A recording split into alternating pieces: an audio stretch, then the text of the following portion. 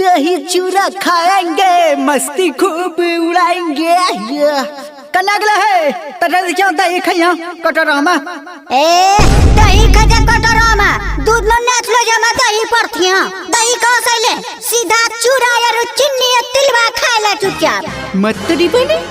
बाबू हंस दही नहीं भेजल खा क्या बाप तोरा तैयार न खा है तैयो न भेजल खा। हां तबे कमा धरी न छो हमरा बात तोरा दही भेजना फुरथा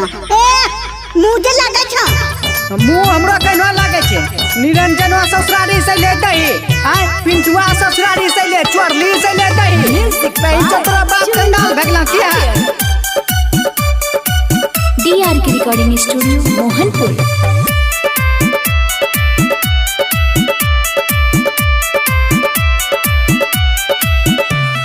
कहबो त मौगी तोरा लागी जत बुरा गे कहबो त मौगी तोरा लागी जत बुरा गे कहबो त मौगी तोरा लागी जत बुरा गे परबो में बाप नहीं भेजल को दही चूड़ा गे परबो में बाप नहीं भेजल को दही चूड़ा गे। हर साल दोष दे छो हमर बापू माई के हर साल दोष दे छो हमर बापू माई के लागे छो के धई न छो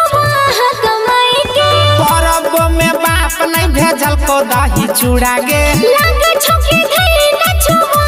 कमाई के परबो में बाप नहीं भेजल को दही चूड़ा गे। हे हो सब दिनों की तोर है कन दही चूड़ा भेजते रहता चढ़ छाड़ बहिन छिए सब भाई कन भेजते कि हम रह कन खाली भेजते हे तो ढोल बजा झुल्लो भी हां मुनसा ठीक न लोग और धोन खाबला आइले सबके ससुरार से घर में परबी भरल छै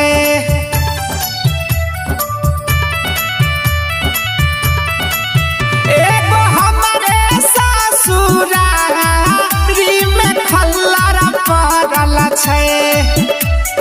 खैबै दही चूड़ा सब रहल अधूरा गे खैबै दही चूड़ा सब रहल अधूरा गे परबो में बाप नहीं भेजल को दही चूड़ा गे परबो में बाप नहीं भेजल को दही चूड़ा गे परबो में बाप नहीं भेजल को दही चूड़ा गे परबो में बाप नहीं भेजल को दही चूड़ा गे। एक नंबर का साला चुतिया ले हमरो यकबा ठीक है कल के तोरो ससुर का भैसन दयाल तोरा कभी न दही दूध कमी होत त पाइन चोल हम तिल सकरो तले सुखा चूड़ा खाइ छियै शादी कराबै में अगुआ कैलकै बड़ा का हो चूक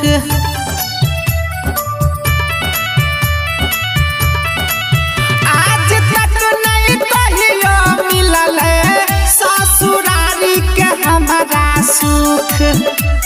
सुजीत सनम राणा के लागी गेल बुरा गे सुजीत सनम राणा के लागी गेल बुरा गे परबो में बाप नहीं भेजल को दही चूड़ा गे परबो में बाप नहीं भेजल को दही चूड़ा गे परबो में बाप नहीं भेजल को दही चूड़ा गे परबो में बाप नहीं भेजल को दही चूड़ा गे। डीआर की रिकॉर्डिंग स्टूडियो मोहनपुर।